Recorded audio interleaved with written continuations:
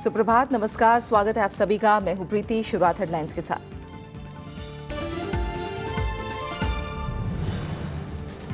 Switzerland का NSG में सदस्यता के लिए भारत के समर्थन का ऐलान। 3 दिवसीय दौरे पर अमेरिका पहुंचे प्रधानमंत्री। कांग्रेस के संयुक्त सत्र को करेंगे संबोधित।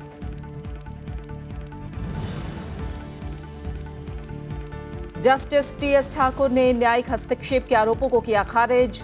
कहा, कार्यपालिका के नाकाम होने पर न्यायपालिका देती है दखल। सरकार को दी काम करने की नसीहत।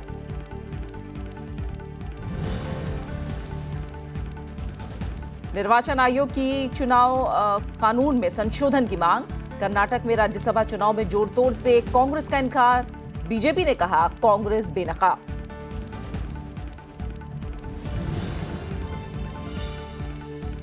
भारत में आसान हुआ कारोबार। वैश्विक खुदरा विकास सूचकांक रिपोर्ट में 13 पायदान ऊपर आया भारत। रिजर्व बैंक आज करेगा मौद्रिक नीति की समीक्षा।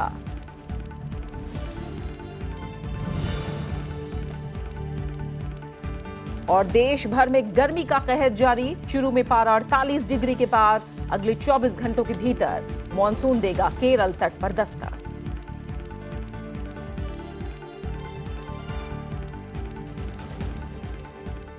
प्रधानमंत्री नरेंद्र मोदी अफगानिस्तान, कतर और स्विट्जरलैंड के बाद अब अमेरिका के 3 दिवसीय दौरे पर हैं। इस यात्रा के दौरान वो राष्ट्रपति बराक ओबामा से मुलाकात करके द्विपक्षीय संबंधों की समीक्षा करेंगे और अमेरिकी कांग्रेस के संयुक्त सत्र को संबोधित करेंगे। प्रधानमंत्री ने अमेरिकी बौद्धिक संगठनों थिंक टैंक के प्रमुखों से मुलाकात की, जिसमें अमेरिका इंडिया बिजनेस काउंसिल की 40वीं एजीएम को भी संबोधित करने का कार्यक्रम है। प्रधानमंत्री नरेंद्र मोदी अमेरिकी कांग्रेस के संयुक्त सत्र को संबोधित करने वाले देश के 5वें प्रधानमंत्री होंगे। प्रधानमंत्री नरेंद्र मोदी की यह 4थी अमेरिका यात्रा है। अमेरिका की यात्रा के बाद वो मेक्सिको के लिए रवाना होंगे, जहां से वो स्वदेश लौटेंगे।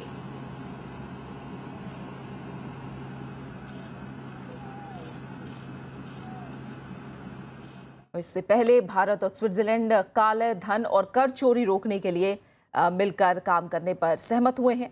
स्विट्जरलैंड के राष्ट्रपति जोहान स्नेडर अम्मानन ने कहा कि टैक्स चोरी रोकने में दोनों देशों ने खासी प्रगति की है। भारत ने परमाणु आपूर्तिकर्ता समूह यानी एनएसजी की सदस्यता के समर्थन के लिए स्विट्जरलैंड का आभार जताया। प्रधानमंत्री नरेंद्र मोदी और स्विट्जरलैंड के राष्ट्रपति जोहान स्नेडर अम्मानन की मुलाकात में द्विपक्षीय रिश्ते मजबूत करने पर बात हुई।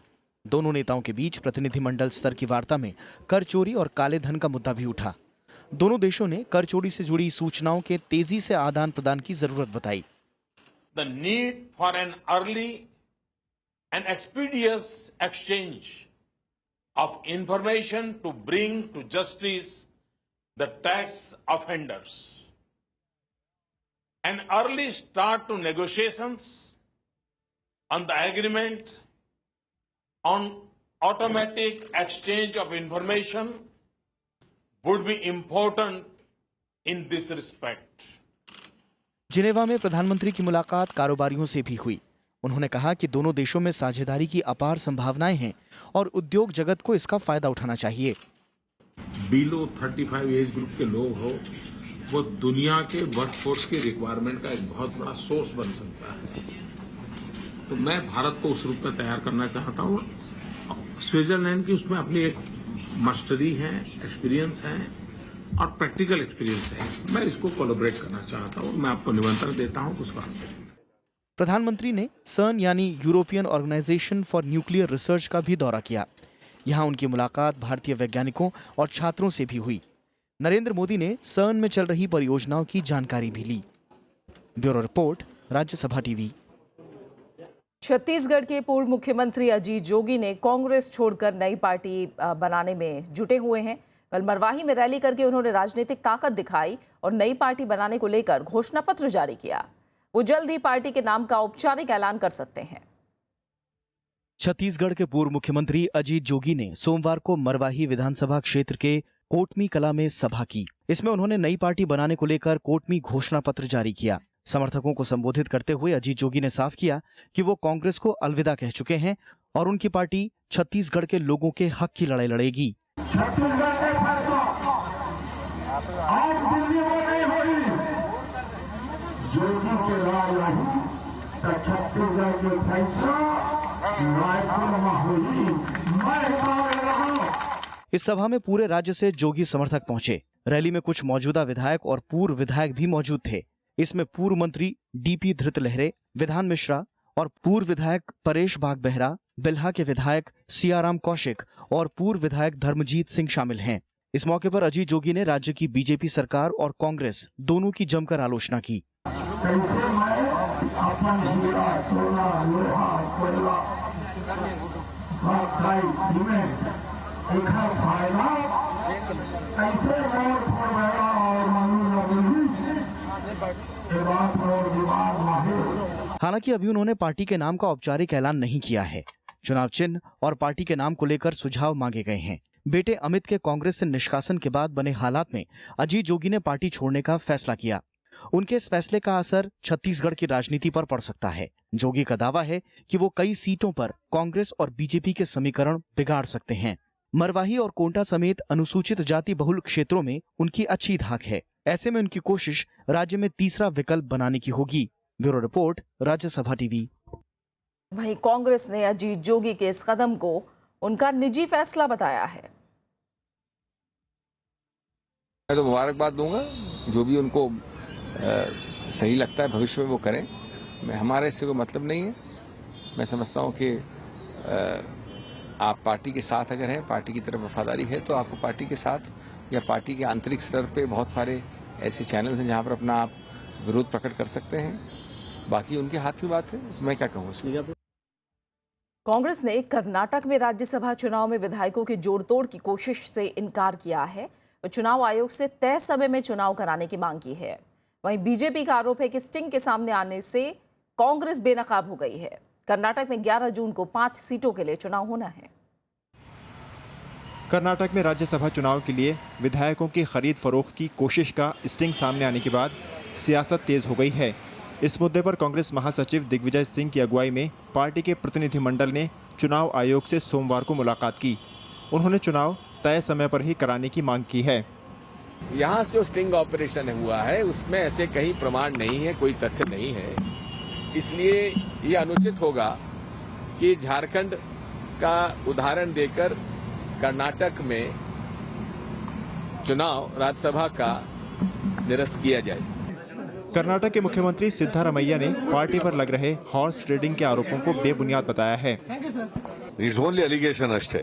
There is no, see, to support the allegations, there are no documents at all. वहीं जनता दल सेक्युलर ने भी लालच देकर जोड़ तोड़ की कोशिश से इनकार किया है। I requested them, when I called them, the way in which this government is running here, if you are so interested to bring good governance.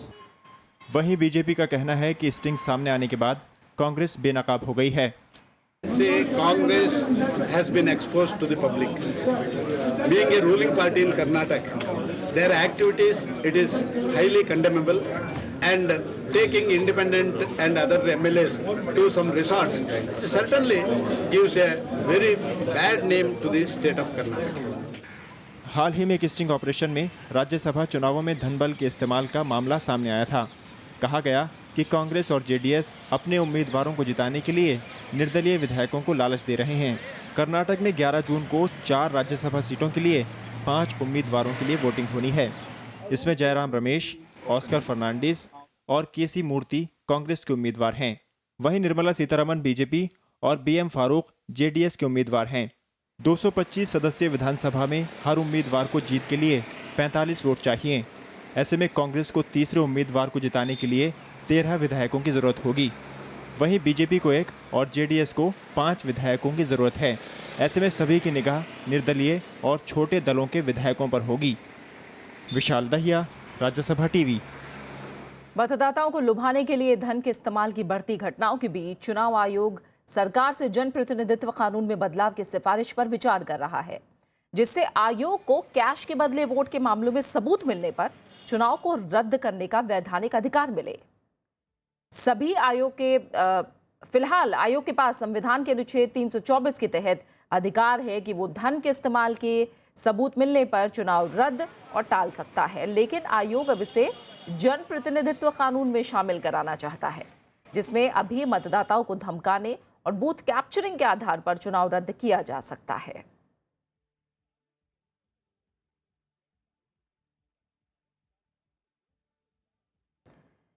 देश के मुख्य न्यायाधीश जस्टिस टीएस ठाकुर ने न्यायिक दखल के मोदी सरकार के आरोपों को खारिज किया है। ईटीवी न्यूज नेटवर्क से बातचीत में उन्होंने कहा कि न्यायपालिका तभी हस्तक्षेप करती है जब कार्यपालिका अपने संवैधानिक जिम्मेदारियों को निभाने में नाकाम हो जाती है। उन्होंने ये भी कहा कि सरकार को आरोप लगाने के बजाय अपना काम करना चाहिए। जस्टिस ठाकुर ने कहा कि लोग अदालतों में तभी आते हैं जब वो कार्यपालिका से निराश हो जाते हैं। सरकारी कामकाज में कथित न्यायिक हस्तक्षेप के बारे में वित्त मंत्री अरुण जेटली के हालिया बयान के बारे में पूछे जाने पर जस्टिस ठाकुर ने कहा कि अगर सरकारें अपना काम बेहतर तरीके से करें तो हस्तक्षेप की कोई ज़रूरत नहीं पड़ेगी। न्यायपालिका में खाली पदों के बारे में न्यायमूर्ति ठाकुर ने बताया कि वो इस मुद्दे पर केंद्र को एक रिपोर्ट भेज रहे हैं। पूर्व केंद्रीय मंत्री और मुंबई कांग्रेस के पूर्व प्रमुख गुरुदास कामत ने राजनीति से संन्यास लेने का ऐलान किया है। 61 साल के कामत ने मीडिया को जारी एक बयान में कहा कि पिछले 44 सालों से ज्यादा समय से उन्होंने कांग्रेस की सेवा की है। उन्होंने बयान में कहा कि पिछले कई महीने से वो राजनीति छोड़ने की जरूरत महसूस कर रहे थे ताकि दूसरे लोगों को मौका मिल सके। कामत ने यह भी कहा कि उन्होंने कांग्रेस अध्यक्ष से करीब 10 दिन पहले मुलाकात की और त्यागपत्र देने की इच्छा जताई। इसके बाद कांग्रेस अध्यक्ष और उपाध्यक्ष दोनों को पत्र भेजा गया और ये बताया गया कि वो अब राजनीति से हटना चाहते हैं। उनका ये फैसला अगले साल होने वाले मुंबई निकाय चुनाव से पहले आया है, जिसमें कांग्रेस नगर निगम से शिवसेना बीजेपी गठबंधन के वर्चस्व को खत्म करने की कोशिश करेगी।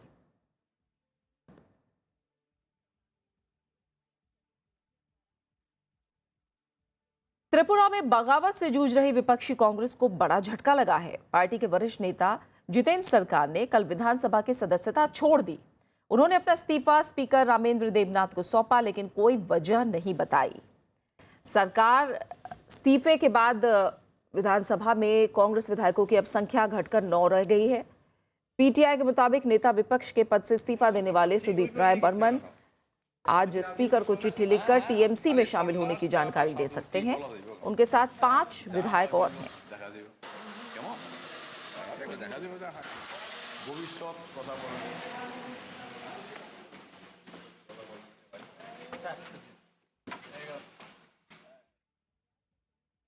स्वच्छ ऊर्जा को बढ़ावा देने के लिए दिल्ली सरकार ने कल सौर ऊर्जा से जुड़ी एक महत्वाकांक्षी नीति की घोषणा की। इसके तहत सौर ऊर्जा को बढ़ावा देने के लिए प्रोत्साहन और टैक्स में छूट दी जाएगी। इसके तहत सरकारी और सार्वजनिक संस्थानों के लिए अपनी छतों पर सौर पैनल लगाना जरूरी होगा। मुख्यमंत्री अरविंद केजरीवाल की अध्यक्षता में हुई कैबिनेट की बैठक में सौर नीति को अंतिम रूप दिया गया।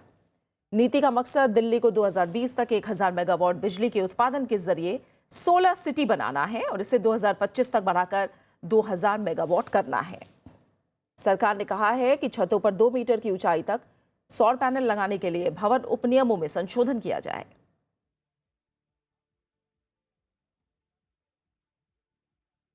बिहार इंटरमीडिएट टॉपर्स मामले की जांच के लिए बिहार विद्यालय परीक्षा समिति की तरफ से गठित जांच कमेटी को मुख्यमंत्री नीतीश कुमार ने भंग कर दिया है। मुख्यमंत्री नीतीश कुमार ने शिक्षा मंत्री अशोक चौधरी, शिक्षा सचिव और बीएसईबी चेयरमैन के साथ बैठक के बाद यह फैसला किया। साथ ही मुख्यमंत्री ने इस मामले में शिक्षा माफियाओं के खिलाफ एफआईआर दर्ज करने के निर्देश दिए हैं। मुख्यमंत्री ने कहा कि अनियमितता की जांच के लिए बनी समिति को किसी निष्कर्ष पर पहुंचने में वक्त लगता है, जो पहले साफ तौर पर साबित हो चुका है। इसलिए दोषियों के खिलाफ जल्द कार्रवाई के लिए यह फैसला लिया गया। बीएसईबी ने 5 जून को पटना हाईकोर्ट के रिटायर्ड जज की अध्यक्षता में 4 सदस्यीय जांच समिति का गठन किया था।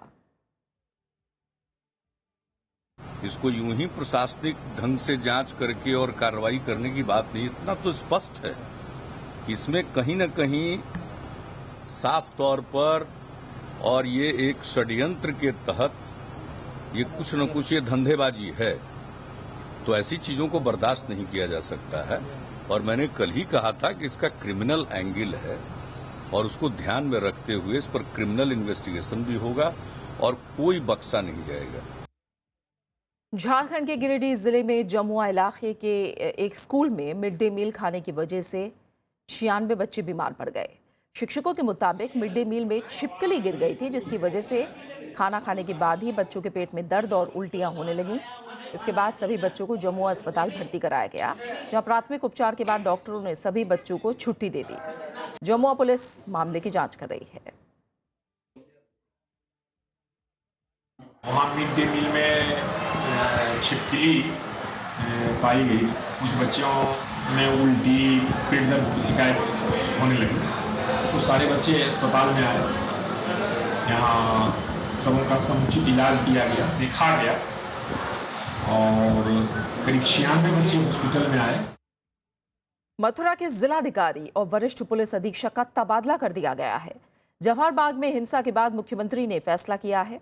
जवाहर बाग में पुलिस और आंदोलनकारियों में झड़प में 29 लोगों की मौत हुई थी। राज्य पुलिस ने केंद्रीय गृह मंत्रालय को जांच रिपोर्ट सौंप दी है। रिपोर्ट में हिंसा के पीछे राजनीतिक दखल से इनकार किया गया है। जांच रिपोर्ट में पुलिस की नाकामी को हिंसा की वजह बताया गया है। सुप्रीम कोर्ट में भी इस मामले की सीबीआई जांच की मांग को लेकर एक याचिका दायर की गई है और इस पर मंगलवार को सुनवाई होगी। इसलिए तत्काल वहाँ पे सीबीआई इंक्वायरी होना ज़रूरी है। इससे बहुत सी चीज़ें निकल के आएंगी। किस तरीके से एक पॉलिटिकल नेक्सस बन के इस तरीके की चीज़ें बनती हैं, उसकी सच्चाई सामने लाने के लिए सीबीआई इंक्वायरी ज़रूरी है। माननीय सुप्रीम कोर्ट से हमने यही निवेदन किया और सुप्रीम कोर्ट इस पर कल सुबह सुनवाई करेगा। कारोबार में आसानी के मामले में भारत विकासशील देशों में दूसरे स्थान पर पहुंच गया है। 30 देशों की इस सूची में भारत 13 पायदान ऊपर आया है। सूची में चीन पहले स्थान पर है। वैश्विक खुदरा विकास सूचकांक की रिपोर्ट के मुताबिक भारत ने एफडीआई नियमों में ज़्यादा स्पष्टता लेकर आया है। रिपोर्ट के मुताबिक भारत ने सिंगल ब्रांड रिटेल में एफडीआई प्रावधानों को ढीला किया है। इससे कई बहुराष्ट्रीय कंपनियों ने भारत में निवेश किया है। अर्थव्यवस्था से जुड़े 25 मानकों का विश्लेषण करके ये रिपोर्ट तैयार की गई है।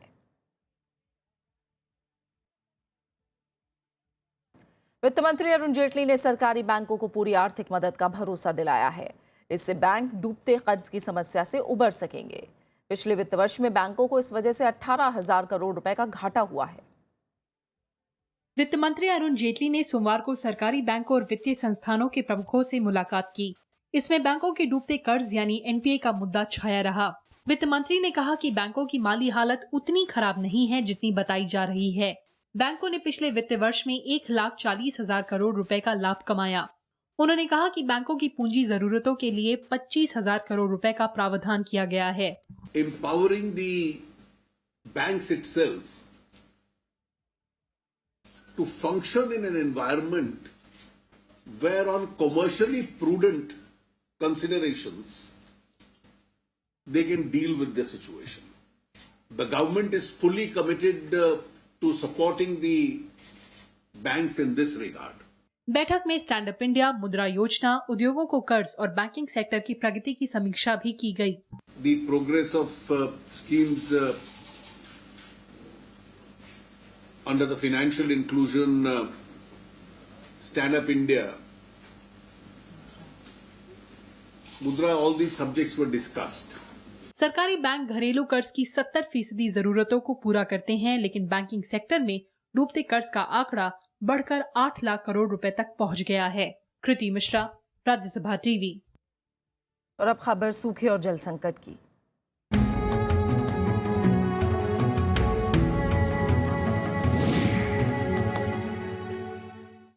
मध्य प्रदेश के बैतूल में जल संकट से निपटने के लिए जिला प्रशासन ने धारा 144 लगा दी है।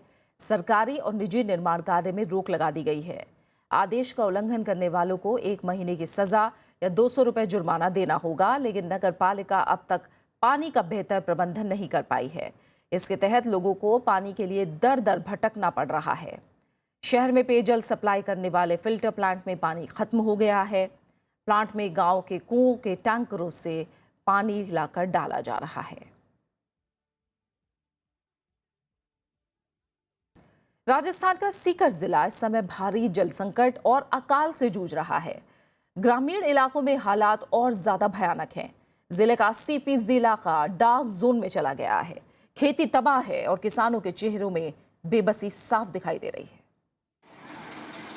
राजस्थान के सीकर जिले में कभी इलाके की सबसे बड़ी अनाज मंडी थी। यहाँ प्याज की खेती भी बड़े पैमाने पर होती थी, लेकिन आज ये इलाका डार्क जोन में है। सीकर जिले की 9 तहसीलों में करीब 27 लाख आबादी है। इसमें 77% लोग 1192 गांवों में रहते हैं, लेकिन पानी की कमी और सूखे की मार से लोग बेहाल हैं। पानी की इतनी भयंकर समस्या है कि आए दिन पानी के लिए आंदोलन होते रहे हैं और पानी के लिए कोई भी स्थायी समाधान के बारे में अभी कोई चर्चा नहीं कर रहे। सीकर जिले की ये श्री माधोपुर तहसील है। यहाँ के 108 गांवों में रहने वाले लोगों की आजीविका खेती और पशुपालन से चलती है। इंसानों के साथ सूखे की मार जानवरों पर भी पड़ रही है। उनके लिए न चारा है और न ही पानी। लोग औने पौने दामों पर पशुओं को बेचने को मजबूर हैं। गर्मियों का मौसम चल रहा है, इसमें जो टैंकर की व्यवस्था जो हमने करवाई है, टैंक जहाँ पे ज़्यादा प्रॉब्लम है वहाँ पे टैंकरों से पानी की सप्लाई की जा रही है। बट ये तो मतलब 1-2 महीने के लिए होता है, और जहाँ पे पॉसिबल हो रहा है वहाँ पे ये सरकार की जितनी भी स्कीम्स हैं, जैसे जल अभी MJSA में मुख्यमंत्री ने जितने भी चलाए हैं, इसे भी मतलब कि काफ़ी फर्ट हो रहा है, लोगों को काफ़ी फ़ायदा मिलने वाला है। जिले का टोकड़ी गांव गंभीर जल संकट से जूझ रहा है। 2011 में ये इलाका डार्क जोन में आ गया। 800 फुट पर भी पानी नहीं मिलता। ऊपर से फ्लोराइड की समस्या ने मुश्किलें और बढ़ा दी हैं। जिससे किसान वर्ग इतना प्रभावित हो गया है कि उसको पीने का पानी, जो पशु हैं जानवर हैं, उनको पानी भी प्राप्त नहीं हो पा रहा है। सीकर जिला खेतीबाड़ी में हमेशा आगे रहा है, लेकिन जल संकट ने किसानों को परेशानी में डाल दिया है। किसान कुंभा लिफ्ट नहर से पानी की मांग कर रहे हैं। उनका कहना है कि अगर उन्हें समय पर मदद नहीं मिली तो वो पलायन को मजबूर हो जाएंगे। राजस्थान का सीकर जिला भारी जल संकट और अकाल की चपेट में है। यहाँ का श्री माधोपुर तहसील काफ़ी अधिक संकट से जूझ रहा है। जानवरों की भी काफ़ी दिक्कतें हैं। कैमरामैन प्रेम के साथ अरविंद कुमार सिंह, राज्यसभा टीवी, सीकर। उत्तर भारत के ज्यादातर इलाकों में गर्मी का प्रकोप जारी है। यहाँ भीषण गर्मी से लोगों को निजात मिलती दिख नहीं रही है। वहीं दूसरी तरफ दक्षिण में और पूर्वी भारत में बारिश से जनजीवन अस्त व्यस्त है। इस बीच मौसम विभाग ने कहा है कि मॉनसून कल तक केरल पहुंच सकता है। राजधानी दिल्ली, राजस्थान, हरियाणा और उत्तर प्रदेश भीषण गर्मी की चपेट में है। धूल भरी आंधियां और गर्म हवाएं लोगों की मुश्किलों में इजाफा कर रही हैं। सूरज अपना पराक्रम दिखा रहा है। गर्मी इतनी ज़्यादा है कि लोगों का घर से निकलना दूभर हो गया है। हालांकि दक्षिण और पूर्वी भारत में मौसम फिलहाल बेहतर है। എല്ലാ വർഷവും ഇങ്ങനെ ജൂൺ 1 മഴ പെയ്യാറുണ്ട്. ഞങ്ങൾക്ക് ആവശ്യത്തിന് കൃഷി ആവശ്യത്തിന് നല്ല വെള്ളം കിട്ടാറുണ്ട്. राजधानी दिल्ली में सोमवार को अधिकतम तापमान 42.6 डिग्री सेल्सियस दर्ज किया गया। राजस्थान का श्री गंगानगर सोमवार को देश का सबसे गर्म इलाका रहा। यहाँ तापमान 47.7 डिग्री सेल्सियस दर्ज किया गया। अहमदाबाद का अधिकतम तापमान 47.5 डिग्री रहा। आगरा में तापमान 45.5 डिग्री सेल्सियस था, तो हरियाणा के हिसार में अधिकतम तापमान 44.7 डिग्री रिकॉर्ड किया गया। राजधानी दिल्ली और उत्तर प्रदेश में सोमवार को भी तेज आंधियां चली, जबकि दक्षिण और पश्चिमी भारत में मौसम खुशगवार बना हुआ है। मौसम भी अच्छा है। इस साल गर्मियों का सीजन भी खत्म हो गया, समर खत्म हो गया है। मौसम भी काफी बारिश वगैरह भी हो रही है। उत्तराखंड, हिमाचल प्रदेश, केरल और तमिलनाडु में सोमवार को कई जगह तेज बारिश हुई। इस बीच मौसम विभाग ने कहा है कल तक मॉनसून केरल में दस्तक दे देगा। Kerala within 1 week it is likely to set in Telangana and Andhra Pradesh also. We are seeing these favorable conditions for the further progression. मौसम विभाग ने केरल, तमिलनाडु, ओडिशा और तेलंगाना में बारिश की संभावना जाहिर की है। हालांकि राजस्थान और गुजरात समेत उत्तर भारत में गर्मी जारी रहेगी। Bureau report, Rajya Sabha TV. और कुछ अहम अंतर्राष्ट्रीय खबरें। सीरिया में विद्रोहियों के ठिकानों पर सरकारी सेना और रूसी विमानों के हमले सोमवार को भी जारी रहे। सेना की बमबारी में अल-शरा में 17 नागरिक मारे गए, जबकि कई जख्मी हो गए। इदलीब शहर में भी सेना के हमले में 3 लोगों की मौत हो गई, जबकि 30 जख्मी हो गए। रक्का प्रांत में रूसी विमानों और सेना के इस्लामिक स्टेट के आतंकवादियों के ठिकानों पर भारी बमबारी की गई। इस बीच रूस ने कहा कि आतंकवादी ठिकानों पर पहले से ज्यादा हवाई हमले किए जाएंगे। रूसी विदेश मंत्री सर्गेई लावरोव ने कहा है कि वो एलेप्पो समेत दूसरे इलाकों में आतंकवादियों या विद्रोहियों को वापस नहीं लौटने देगा।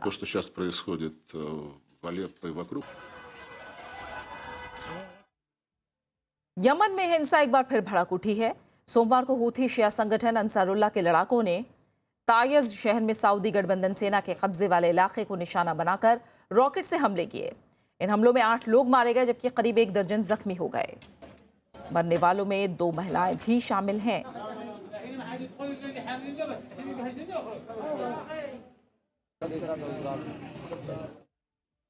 सुरक्षा परिषद लीबिया में बढ़ती हिंसा के बीच अवैध हथियारों की तस्करी रोकने के लिए समुद्री रास्तों पर पहरेदारी बढ़ाने पर विचार कर रहा है। ब्रिटेन ने सोमवार को सुरक्षा परिषद में इसका प्रस्ताव रखते हुए कहा कि अवैध नाव के जरिए लीबिया में हथियार आ रहे हैं और इन पर रोक लगाना जरूरी है। यूरोपीय संघ की तरफ से प्रस्ताव देते हुए ब्रिटेन ने 15 सदस्यीय सुरक्षा परिषद से समुद्र में नाव की तलाशी की अनुमति पर विचार करने को कहा है। Now once again, we are asking this Council to adopt a resolution on authorizing Operation Sophia to enforce the UN arms embargo on the high seas off the coast of Libya. This is the course of action that our European Union has chosen. Constant coordination with the United Nations to best serve our collective interests. अंतर्राष्ट्रीय परमाणु निगरानी संस्था IAEA ने आशंका जताई है कि उत्तरी कोरिया ने प्लूटोनियम आधारित परमाणु संयंत्र को दोबारा शुरू कर लिया है। सोमवार को IAEA ने उपग्रह से मिले चित्रों के आधार पर कहा कि पिछले कुछ दिनों में 5 मेगावाट के इस परमाणु संयंत्र के आसपास गतिविधियां तेज हुई हैं। IAEA के मुताबिक योंगब्योन संयंत्र में उत्तरी कोरिया परमाणु बम बनाने लायक प्लूटोनियम का संवर्धन करने में सक्षम है।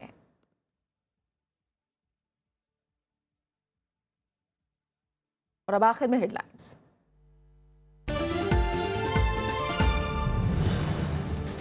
स्विट्जरलैंड का NSG में सदस्यता के लिए भारत के समर्थन का ऐलान। 3 दिवसीय दौरे पर अमेरिका पहुंचे प्रधानमंत्री कांग्रेस के संयुक्त सत्र को करेंगे संबोधित।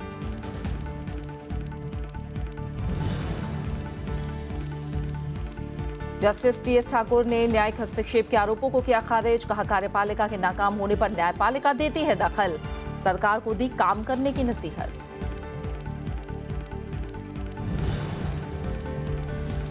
निर्वाचन आयोग की चुनाव कानून में संशोधन की मांग। कर्नाटक में राज्यसभा चुनाव में जोड़तोड़ से कांग्रेस का इनकार। बीजेपी ने कहा कांग्रेस बेनकाब।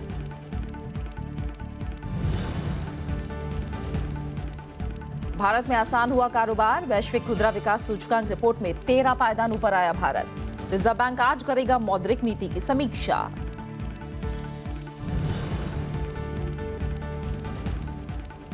और देश भर में गर्मी का कहर जारी। चुरू में पारा 48 डिग्री के पार। मॉनसून के जल्द केरल तट पर दस्तक देने का अनुमान।